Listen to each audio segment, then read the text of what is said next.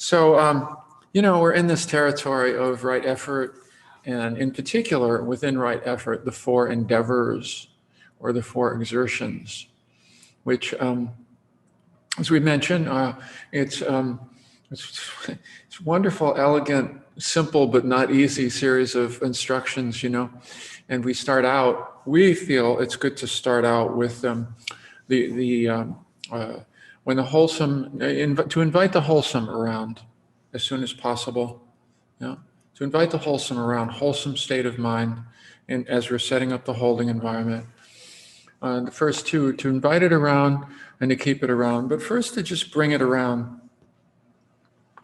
The whole of the practice, as the Buddha said with his handful of leaves, he said, there's a lot of leaves out there, but I'm only interested in this handful, which is what leads to more ease of well-being, as Susan says, or more less distress, less stress, more ease of well-being, in a deeper way.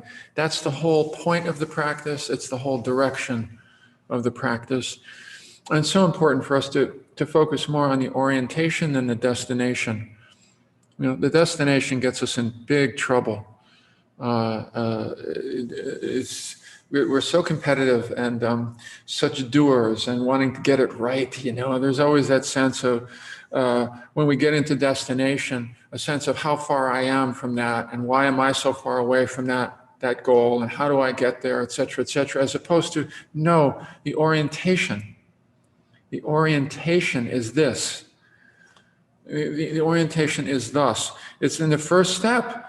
The first step in the orientation, and this is really what we teach in the holding environment, is setting up the holding environment, is how to get the heart involved right away, how to settle and how to interrupt the thought stream, the momentum of the thought stream.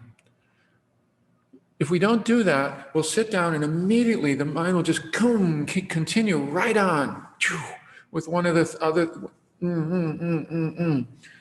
planning, thinking, analyzing, comparing, contrasting, regretting, worrying, whatever it is. And there's that moment at the beginning of the practice, you've heard us say this, where it's like, no, stop it.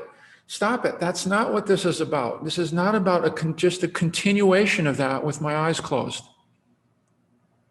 It's not that, It's about, it's about moving toward less stress, more ease of well-being, and it's about getting the heart part of the heart mind in here. Otherwise, it's going to be a mind show. It's going to be a mind show. We know how to do the mind show really well already. It's how to get the heart in there right away. If we don't do it right away, it's not likely to happen partway through our meditation either. It's like right away. And so you've heard us say, hey, buddy, or hey, darling, what's going on in there? How are you doing in there? With that attitude, with that friendly attitude, with that sense of care, with that sense of warmth. With that, what's going on in here? As if it's more of an intimate process than a technical procedure, This is the first step. This is what the Buddha means when he says, bring the wholesome around. Bring the uplifted attitude right into your meditation practice. That is the first step. That is the orientation. You see, that's the orientation, the first orientation of the practice. It's not just closing our eyes and going with whatever's happening in there. He didn't recommend that, and we don't. Although we did that for a long time to not such good effect, Yeah. That is to say, just trying to pay attention to whatever's buzzing around in there, First, let's set it up. Yeah? Right away. Right away. Yeah, in the first minute of your practice, in the first out-breath, let it go. This is about letting the breath go.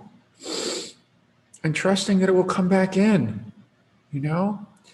This is about really tuning in a different way to our experience, turning ourselves over to this practice, to this heart-mind practice, yeah? Mm. And so we do that in all these ways, you know, starting with the shaking, you know, it's opening the body, but it's relaxing, it's releasing, it's softening. It's softening. We're a tight bundle of contracted energies in different ways. There's so much contraction and tightness in it, in us, in body and heart and in mind. And so much of the practice is seeing that and learning gradually how to soften around all that. Just soften around it. Just like, oh, step by step by baby step. Yeah? Baby step, baby steps. And of course, the second one, we'll spend most time on these two of the four endeavors this week. Because the next one is, great, so you tap into that holding environment for a moment, that sense of relief, that release. Oh, yeah, it does feel good. It feels good. It needs to feel good a little, like a little bit of a relief. Just to tap into that a little bit, to give ourselves permission, yeah, to tap into that. But then, how long does that last? Maybe a half a breath? Before something tightens up, before something comes back around, before something wants to interrupt that. And notice this. The second one, because the second exertion is when the wholesome is around, keep it around. Do your best to keep it around.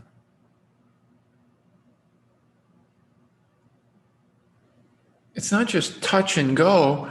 That's what we do, is touch and go like a hummingbird, you know. Oh, that was kind of sweet. What?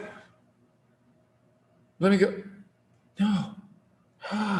Let's stay with it. Like something you don't want to turn away from. Like a friend or a child in distress you don't want to turn away from. You don't want to turn away from a sunset here. You don't want to turn away from this settledness, this friendliness, this care. We don't want to turn away. How do we stick around? I love Rick Hanson's discovery. You know, he's the neuroscience guy, you know, and he says, you know, to begin to make, so we have support from neuroscience, to begin to make changes in neural pathways, we need to stay with a wholesome or positive emotion for 12 seconds. So there's another reason to practice it. 12 seconds is a long time. Have you noticed? Can you stay with the wholesome? And make it a little game. We play games all the time. We love games in meditation. Can I stay around? What would it be like to stay around with the wholesome for 12 seconds? Without because if I go like this, the wholesome will leave, right? So, okay, it's not grabbing it. So what is it? How does that work? It's the art of the practice. How to keep it around. How to keep it around. How to keep this softness there around, this kindness, this tenderness. How do I do that? Well, I don't do it very well. Okay, I know that. I see that. I smile, if I can, with that. I smile with that. The mind is slippery, right? It goes a-wandering. That's what the mind does. That's what it's been trained to do so far. This is a new training. Okay, now let me come back. Oh, I see you. I'm over here. It's really interesting over here. It's not really. The breath is not that interesting, but I'm going to come back as if it is, until it is. Each time, like, oh. One more time. Okay? Even if we do that 100 times in the course of our half hour or 40 minutes or however long we practice, that time is well spent. We're practicing cultivating the wholesome, bringing it around, and a little bit more here and there, keeping it around. Yeah. Yeah. This is the right effort. Yeah. Yeah. We'll get to the more complicated stuff later. First, can we do this? Can we give ourselves permission to do this? Yeah. Okay.